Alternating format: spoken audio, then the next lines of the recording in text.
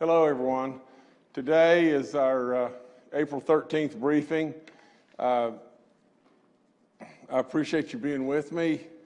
I want to say I really appreciate all those that on Easter Sunday were able to abide by our social distancing as much as possible and our stay-home order. And I feel certain that pretty much as a whole, we were able to worship and be respectful of, either the greatest or surely one of the greatest holidays, with Christmas or Easter being the other. But anyway, I appreciate all those doing that. I've got and this bothers me to my soul. Even though we're tracking well and everything, we now have 9 deaths in West Virginia. And Kathy and I pray every day, that some way, somehow this incline will stop. We know that probably that's not going to be the case because we are the highest risk state, and we've done amazingly well from the standpoint of all of you and what you've done as West Virginians. But still, it's just tough to think that we've lost 9 people. And for the most part, there have been elderly people, but nevertheless, they're still very dear loved ones to our families, and we just send our thoughts and prayers out to all. In addition to that, we just lost our 7th death was a 25-year-old from Logan County. From what I've been told, a young man that so many people just loved and thought the world of. And so, especially for him and his family, please keep them in your prayers as well. And we'll just keep fighting this battle as hard as we can possibly fight it. Believe me, B, I hate like crazy to make that report to you. Today, we're extending our executive order on the counties that were, where we were having community cluster and hotspots to take in Jackson County as well. They had the highest increase in cases over the past 24 hours out of all of our 55 counties. So I feel like now we've absolutely got to bring Jackson County into that fold, and I believe that makes our total counties 12, I think, that are in that fold. We have payments to the TANF, and I'm going to mispronounce that, but it's Temporary Assistance for Needy Families. And I have instructed Bill Crouch to get these out immediately. It's a $500 payment to the current recipients, and it's also known as WV Works as part of our ongoing response to this terrible virus. And so there's a bunch of people out there, needy people, that this can help. And this is a one-time payment, but we're very, very hopeful that this will bridge some difficult times. Our Workforce West Virginia has received now 120,000 claims since March the 1st. And we're working those claims as diligently as we can. We amped it up 3 times. We've amped it up another double of that, another 3 times. We're processing claims like crazy to make sure that everything gets out. We've sent 62,000 West Virginians have already received the extra $600 from the CARES Act, and this represented $37 million of extra unemployment benefits for those West Virginians. 17 members of the National Guard worked on Easter at our call center. I've got to announce to all of you that the Those of you that are self-employed or independent contractors, you know, you are not able to file as of yet, but you will be able to do so soon. As soon as we get the rules and all the stuff, you know, put together where you can file, we will announce, you know, when that filing will be able to begin. But the one thing you've got to understand is all these benefits will be retroactive when available. And so we'll go back and capture all the dollars that are owed to you as soon as everything is available. The Constellium aluminum plant in Ravenswood reported that they have no new active cases of COVID-19, and the 7 employees that were previously tested positive have recovered. You know, we send our best wishes out to their CEO, Buddy Stemple, and all the employees at the plant. I've got to remind you again about our census. You know, it's all over the place. Be counted, for crying out loud, be counted. It's tremendously important to West Virginia. We've got to have everyone counted, or we're going to leave millions upon tens of millions of dollars on the table that's federal monies. I've got to commend our National Guard and all those that have stepped up, and I'll mention those in just one second. But, you know, the National Guard's put together a mobile sanitizing trailer that is enabling us to sanitize the N95 mask. You know, this method can sanitize N95 mask up to 20 times, and we are able to process 1,500 masks every 3 hours. In addition to that, we're making masks now in the state of West Virginia. We have a network that is working right now and has a capability of producing 2,500 masks per day, 75,000 masks per month. You know, the West Virginia National Guard, in collaboration with researchers from West Virginia University and our colleges and community and technical colleges, have developed a solution to address a critical personal protection equipment shortage. And so they're doing great work there. You know, I want to thank the many colleges and universities, the community, the technical colleges, the private companies, and the national work they're doing. It's all really, really good stuff. Again, to be making our own mask, you know, West Virginians always have a way of solving their own problems. And right here, we're doing it, you know, right in front of our eyes. And so now, I guess with that, you know, I've got one more thing, and then I want to conclude with a video that the National Guard has. But I want to make one more announcement, and that's this, that the U.S. Department of Transportation is suspending its situation for food trucks at the federally funded rest areas.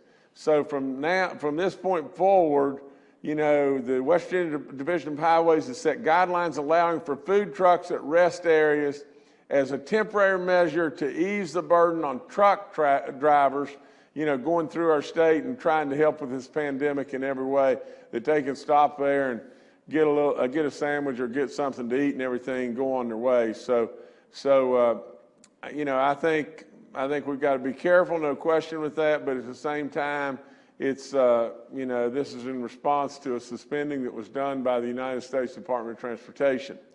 Now, last thing I have before the video is just this.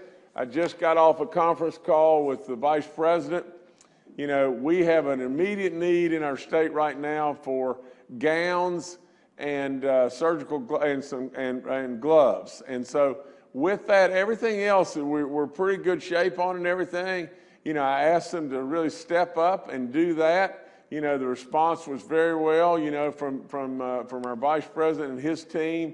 And I also asked that they give us the extension you know, to be able to extend our National Guard and the funding of our National Guard, and to extend that to 500 guardsmen for 60 days. I think that'll come very, very, you know, quickly. And so the Vice President was optimistic about what was going on. But and I stay, you know, if you look at our dashboard and this, you know, it just goes up, and you'll see it again in just a minute. What you'll see is just this, that in the last days, the last 3 days, we have been on a positive test per test taken of 2% on the 11th, to 5% on the 12th, to 4% on the 13th. We're now averaging 3.76% positive to the number of tests taken. We are now above the national average on testing from 97.4, the national average being 85.5. I take that back. We're at 93.7 versus 85.5 on the national basis. We're ahead of every state except Pennsylvania, and they're at 97.4, and we're at 93.7. So for all practical purposes, all that's good.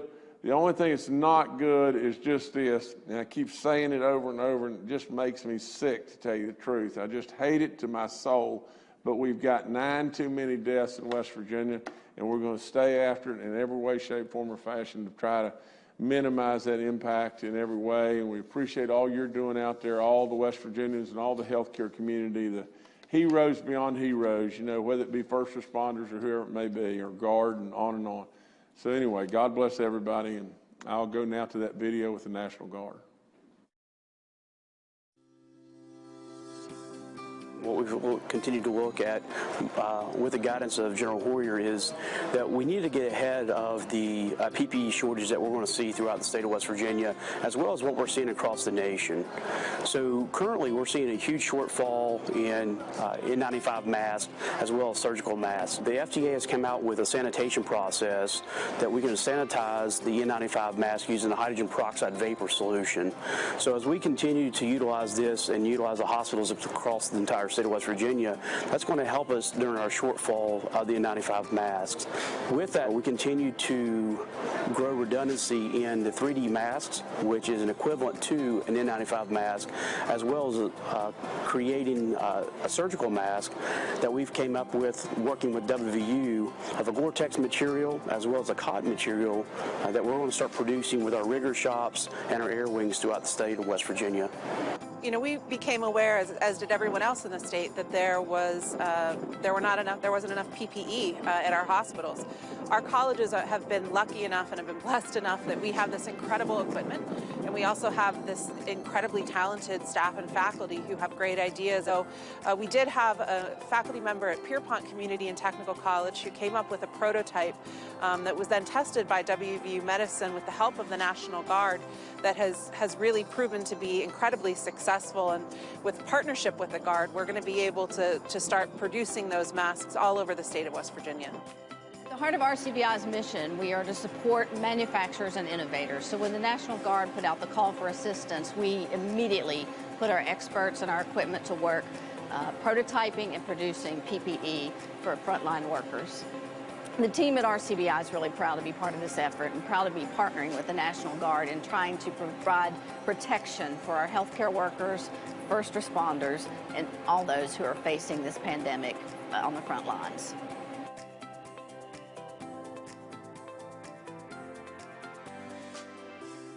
All right, now let's go to Major General Hoyer with the West Virginia National Guard.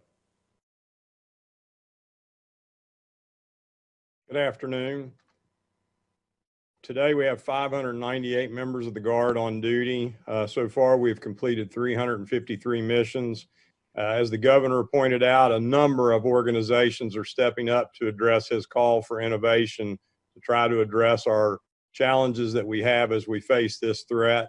A couple other folks and organizations I want to point out who've really stepped up.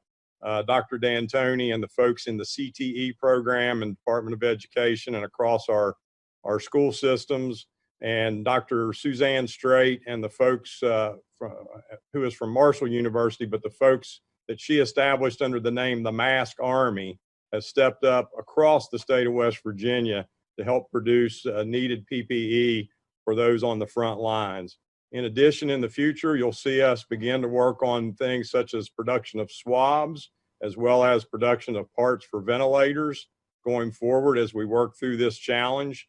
Also want to point out that private organizations and hospitals like CAMC and Mountain Health have stepped up to use their machines to be able to sanitize PPE. And just an example why this is so important, at CAMC, they'd have the capacity to decontaminate or sanitize up to 4,300 masks a day. If each of those masks can be used 20 times, that's the equivalent of having 86,000 N95 masks. So it's really important for us to look at the governor's call to innovation as we address the challenges going forward. In addition, as the governor pointed out, we continue to work with our partners at Workforce and continue to praise the employees at Workforce for the great work that they're doing. Over the weekend, the call center did remain open. In addition, 30 personnel last week were trained to actually process claims. And today, 28 additional personnel are being trained, as well as additional personnel are coming on to support the call center. There's a call going on right now with a couple of private entities to look at beta tests on technology that we'll know in the near future of its capability to help improve our efficiency and effectiveness in taking care of our citizens and them receiving the claims in a timely manner. In addition, today, 100 personnel were tested at West Virginia University, staff and students related to a potential circumstance in the dorm facility at WVU. National Guard personnel helped the Monongalia County Health Department with the testing at that location. Over this weekend, 4,000 meals were delivered to multiple boards of education to support the feeding of our children. We do have some counties on spring break this week, and we're continuing to work and monitor what is needed for those students and addressing challenges for feeding those students during spring break.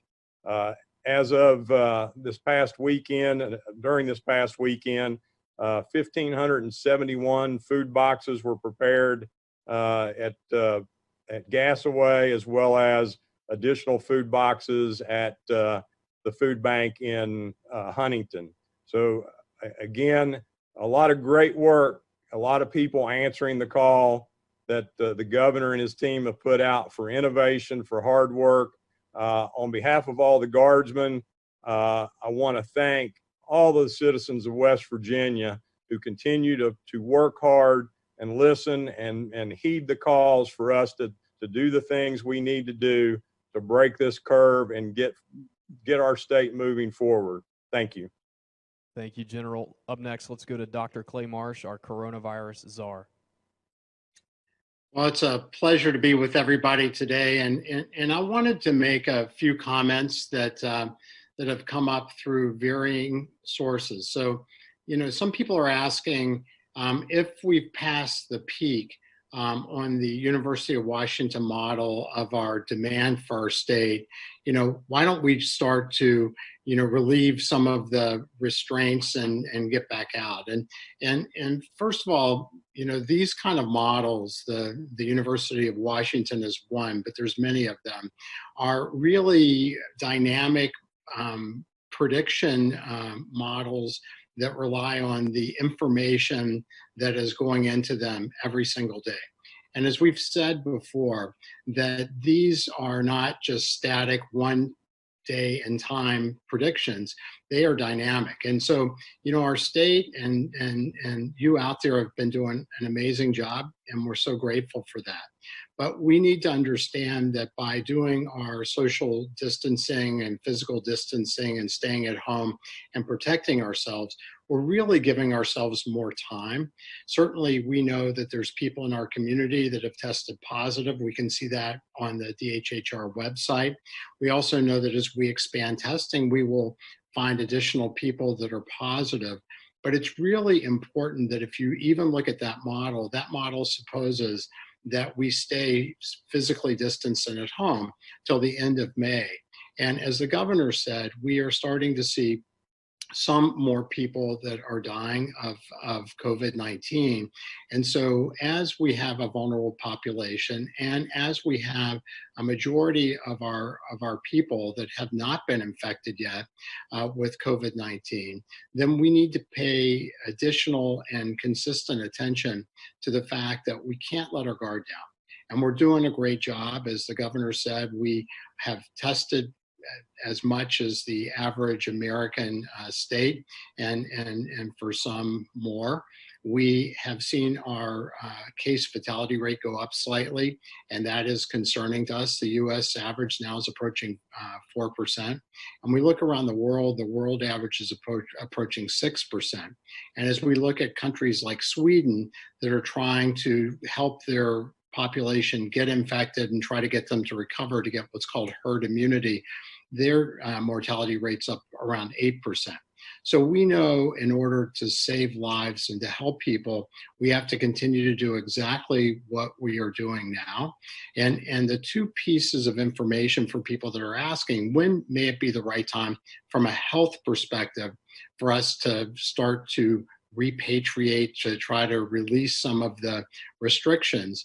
And the advisement is that we would like to see the number of positive cases go down for 14 days consistently.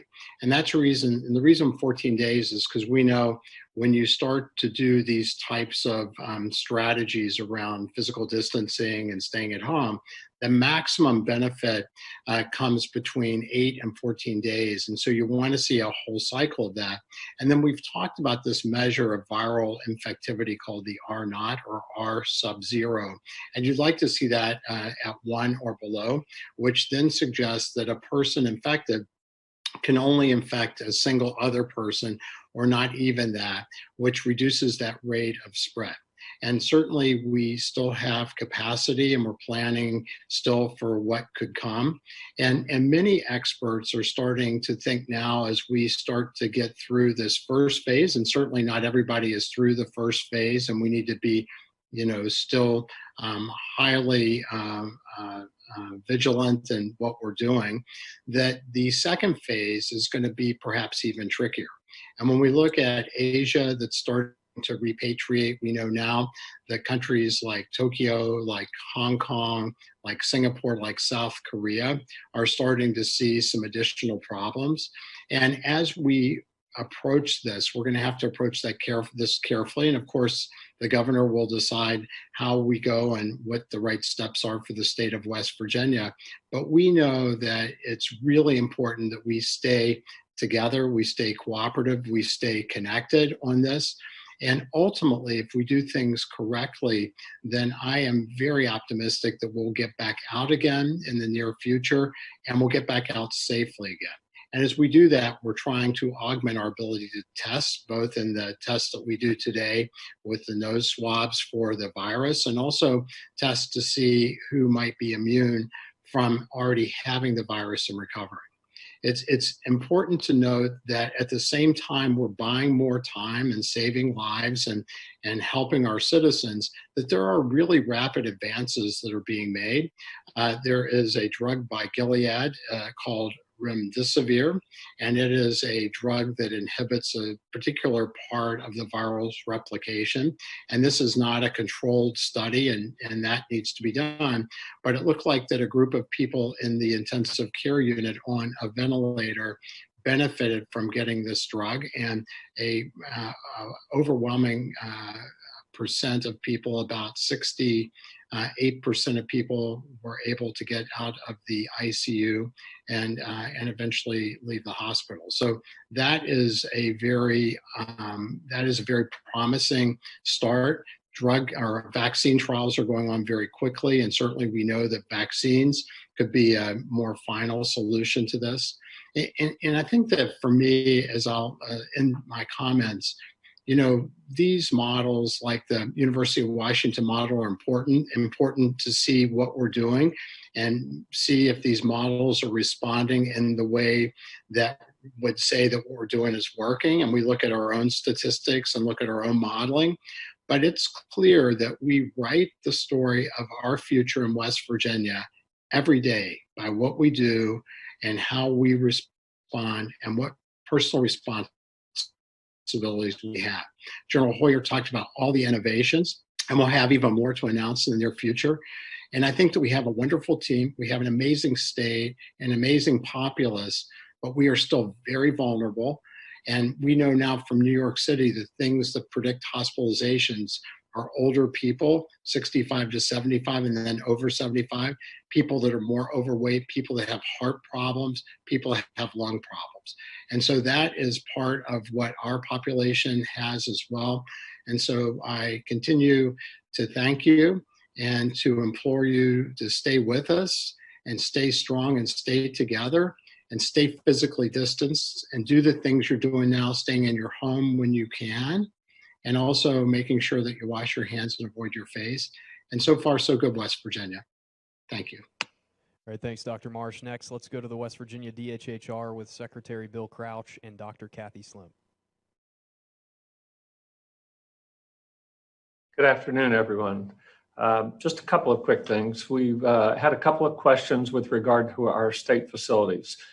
DHHR operates 4 long-term care facilities in the state, 2 psychiatric hospitals in the state, and 1 acute care hospital in Welch, West Virginia. So we've had questions regarding whether or not these facilities follow CMS guidelines and CDC guidelines, and the answer is yes. We clearly follow all of those recommendations from both entities. CDC is the one who's releasing guidelines that are aimed at protecting our employees so that they can protect our patients from this virus. So we are following those carefully. We're going back and again reviewing what is done and doing sampling with regard to folks who are taking temperatures, making sure that's done properly. We want to keep our employees safe, and we will do that to the best of our ability. And just to elaborate on what the governor said, thank you for that announcement, Governor. This is a payment, a one-time payment of $500 for TANF recipients, TANF for West Virginia Works. The payment will provide low-income families an additional $500 for additional financial help and may be used to supplement monthly living expenses or other needs of the family. The one-time payment will not count against other DHHR benefits. This is independent of those. Payment will be issued to families who were active in West Virginia Works in March of 2020 and eligible to continue participation in April 2020. We will begin processing those payments immediately, so that will be done as quickly as possible. So thank you all. And I'll provide a few updates here as well. First, I think when you look at the website and you see that there are 626 confirmed cases, I think I really have to do a shout out to our public health system. You know, that is an unprecedented number of case investigations that's underway and going on. So they really, every one of those investigations has been looked at and is being investigated, contacts identified, management of those contacts, outbreaks being investigated. It is more than I think we've ever dealt with at one time across a system. And so we really have to say thank you and a shout out to all of the folks at state and local levels and to our partners from volunteers to medical students to National Guard and others who are assisting with that. So it's not even just the investigations around those 626 cases. It's also with the context of each of those cases, management in terms of following them while they're in quarantine or been asked if they've been exposed, making sure that they are not developing symptoms and that they get linked to the right care if they do.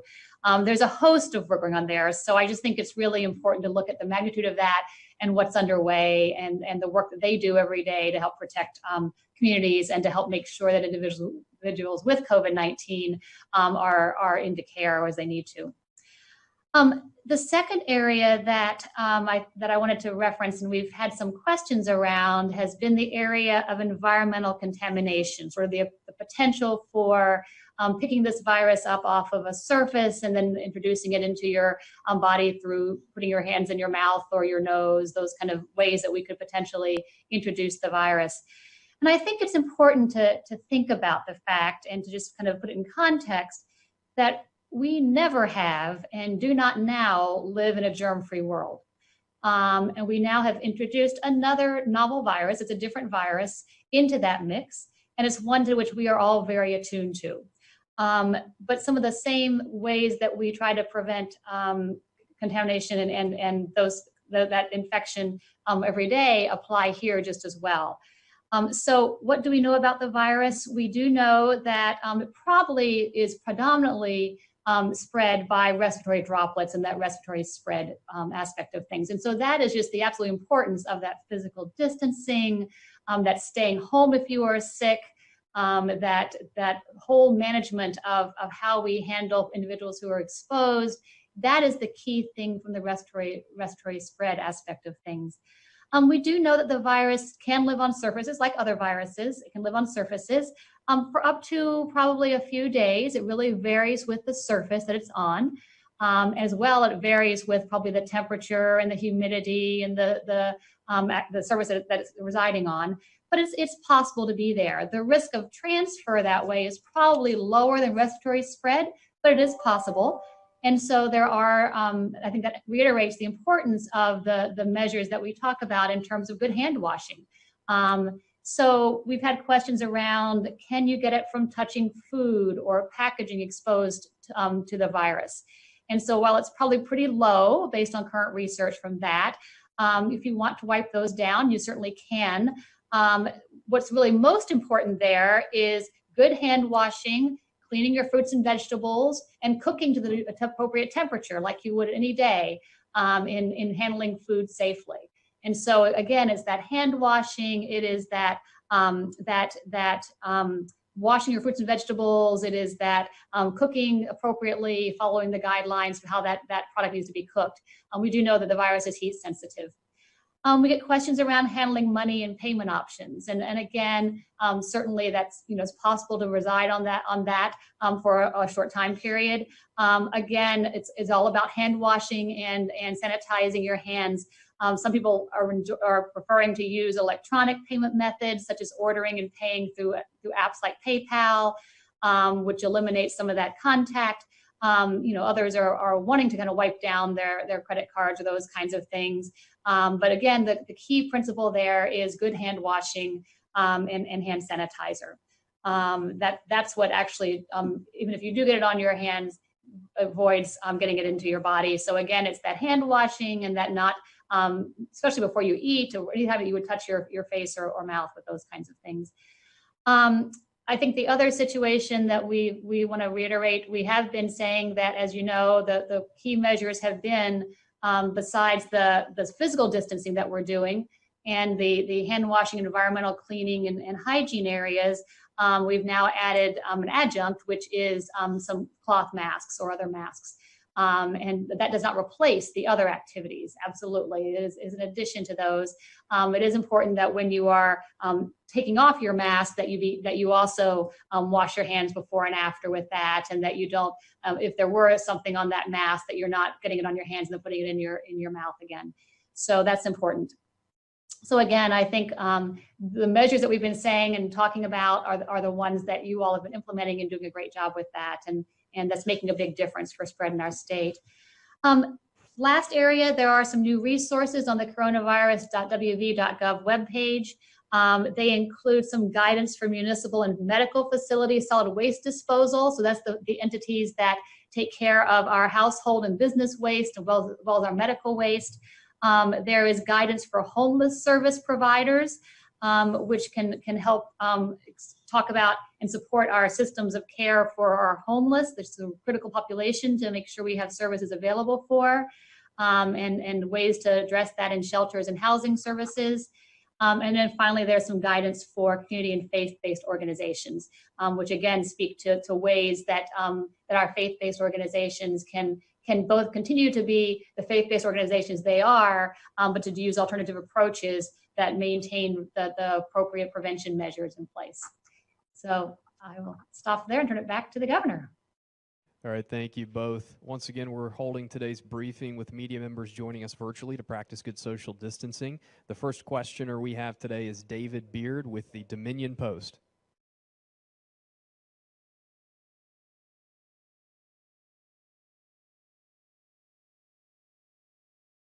David, are you with us? Sorry, I forgot to unmute my mic. All right, can you hear me okay? Yes, we can. Okay, thanks. Dr. Marsh had addressed my chief question, which is when can we start looking to ease some of these restrictions, but you also mentioned that some of these Asian countries in phase 2 are experiencing some new problems, and I wonder if you could elaborate on that. Governor, okay for me to take it? Yeah, no, go ahead. Okay, so David, I think that there are 2 or 3 sort of issues that many of these Asian countries are experiencing. So one issue is that they are finding people that got stuck overseas coming back home. And so as they're seeing parts of their population coming back into their countries, that is starting to activate some clusters of disease. The second issue is they have opened back up again to some tourism, and people coming from outside into their country has opened up issues. And number 3, that they're seeing that there are clusters within their own communities as they've brought people back out again. And as we go forward, I think what we know about this virus is that this virus is heavily communicable, that it is spread by people that are asymptomatic.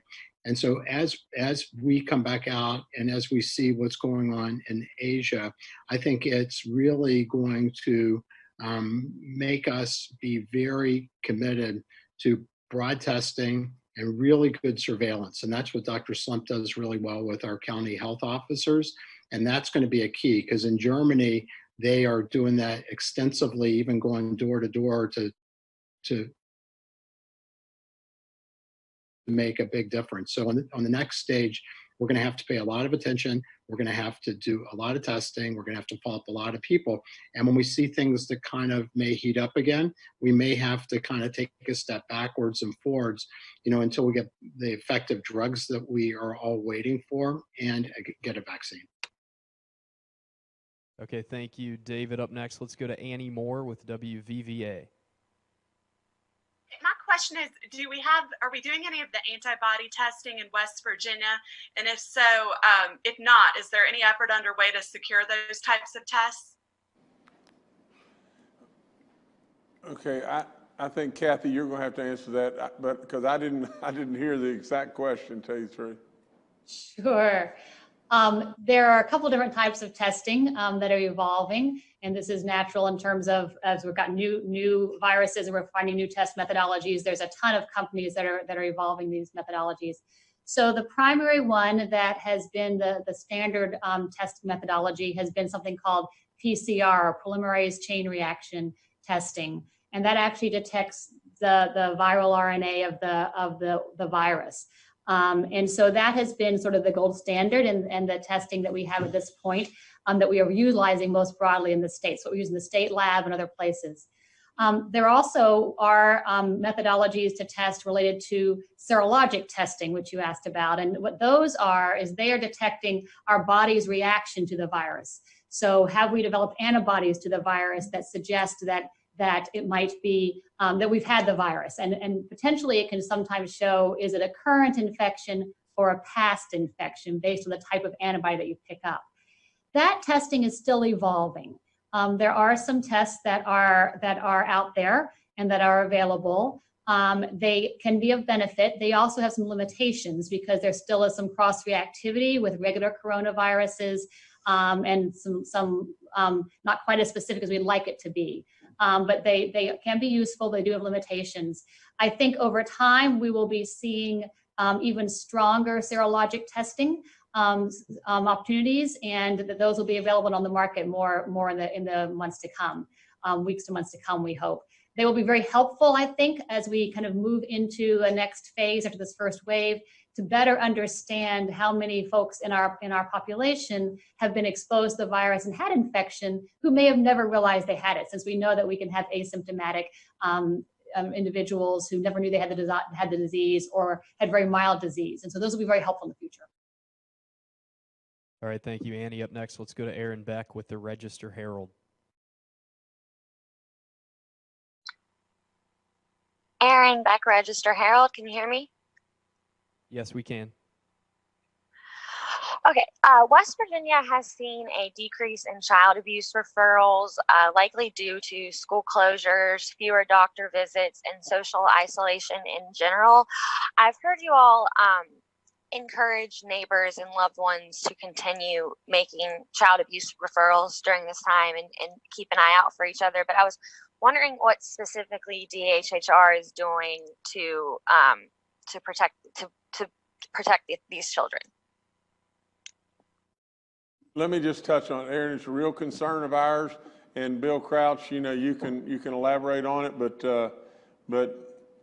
you know, you got all these kids home and they're out of school, and the school, in all honesty, has been a safe haven to a lot of these kids. So Bill, if you could follow up on that. Absolutely, Governor. Hi, Aaron. Thank you for the question. If you've followed these, you know I try to bring that issue up 2 or 3 times a week. It's very important. It's a concern that we all have. Our Bureau of Children and Families is working with the community providers throughout the state to try to make sure everyone is on their toes, and we announce the numbers frequently, and we follow up. And that's more difficult, clearly, in a situation where we're in order to stay at home. So, and essential workers are still out there, however, doing all of those follow-ups either by phone initially or in person. If we have a situation where we believe there is abuse of a child or a vulnerable adult, our folks will go out. We provided them masks. We want them to be safe, but there are times when, as essential providers, we must go to someone's home and follow up on a case. And we still have the same system in place we've always had in terms of referral of those children. And if we need to remove a child from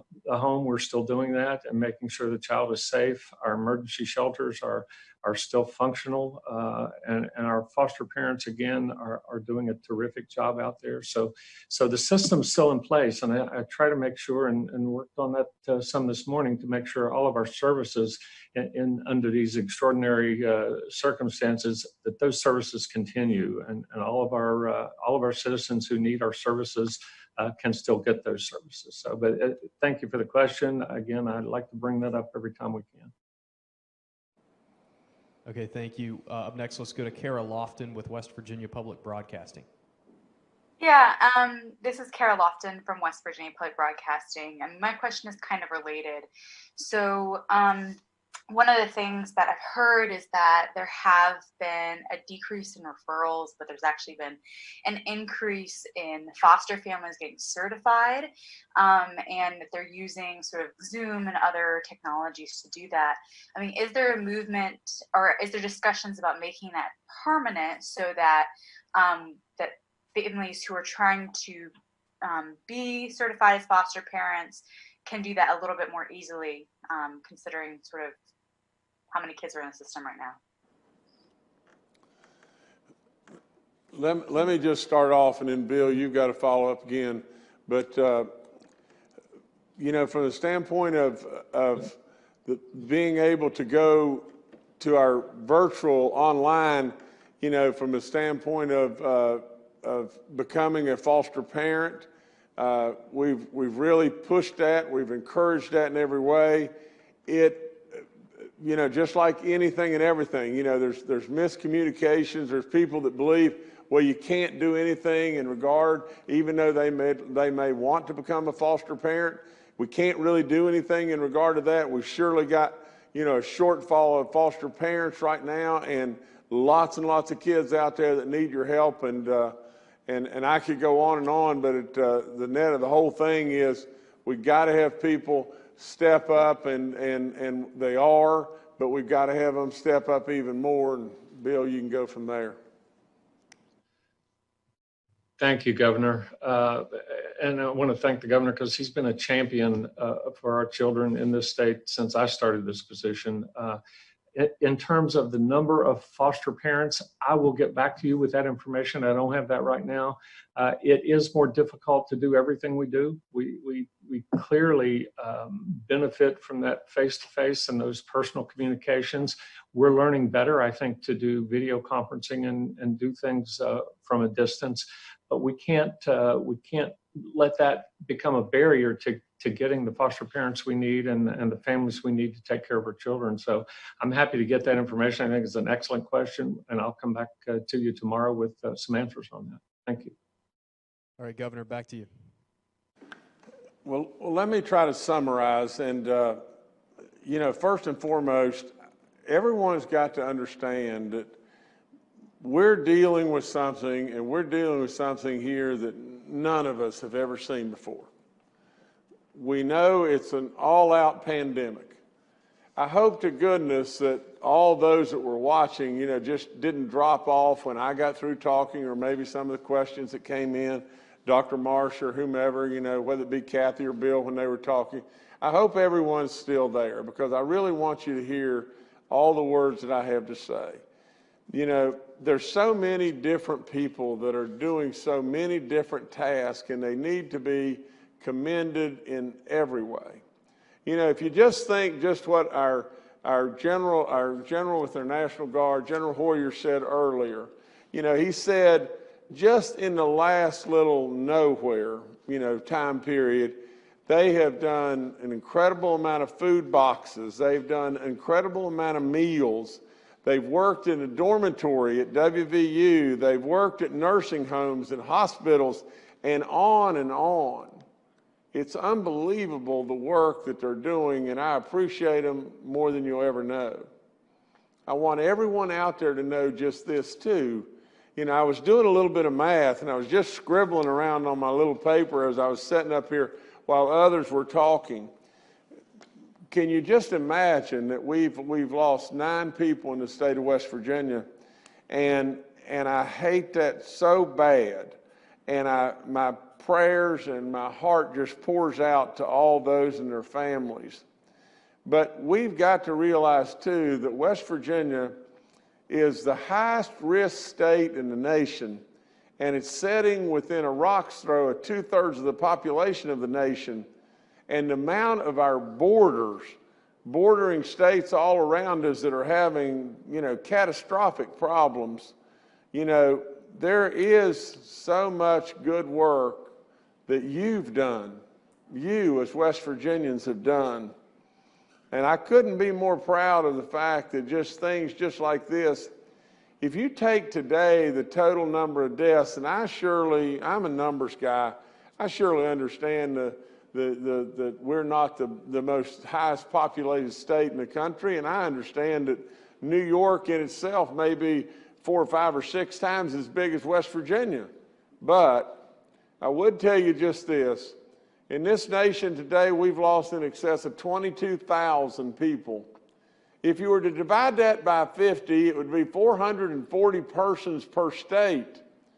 West Virginia, we've lost 9. You know, something is really working here, and it's working because of you. Our people, you are doing great, great, great work. The number of deaths in our state compared to other states is unbelievable. The national average is around 4%. We're at like 1.4%. You know, the international average is in excess of 6%, but it can still get bad. And so I would just ask you to please, please stay the course. From the standpoint of things getting better, if I'm doing it correctly on the sheet that I have, that really you don't have or haven't seen up there, but on the sheet that I have, you know, we went through the dates of April the 7th, the 8th, the 9th, and the 10th, with the number of positives reported at 67, 50, 74, and 41. And since that time, we've dropped off. And that's what we want to see. We want to see it continue to drop off. But from the 7th, 8th, and 9th, and 10th, we were much higher than where we dropped off. And my sheet shows we dropped to 16 and 33, and then it's incomplete for today. You know, but that curve is the curve we're looking for to be able to look at the possibility of backing things off and going forward. We're not there yet. There's massive testing that's going to happen, you know, throughout all of our land. There's a vaccine that's on the way at some point in time. We're not where we need to be yet, but we're getting there. And we're getting there because of the great work that each and every one of you has done. I can't say enough about our heroes from healthcare, our first responders, and on, and I thank them, and you should thank them every opportunity that you get. The last thing I want to tell you is just this. From an economic standpoint, work the stimulus stuff. Every last one of you work the stimulus stuff. There's real live dollars, and they're out there for your taking right now. Work it in every way you possibly can. Use every agency, use us, use every agency to try to help you in every way you can. The self-employed and the independent contractors is coming. We don't have that yet. You'll be made whole, but we don't have that yet. And the other thing I'd like to tell you is just this. If you qualified through the Small Business Administration for a loan that is forgivable by you paying your payroll or whatever it may be, your insurances or tax, payroll taxes or whatever, don't just shut down there. Go look in the other sections, because just because you qualified on the left hand, it doesn't mean that you can't qualify for additional aid on the right hand. So absolutely just remember what I'm telling you. Work the stimulus stuff as best you can, because every dollar that you have coming into your business or your entity or to you as an individual, for every dollar that you have coming in, it will help you and it helps our state. And so the only thing I would end it with is just saying just this.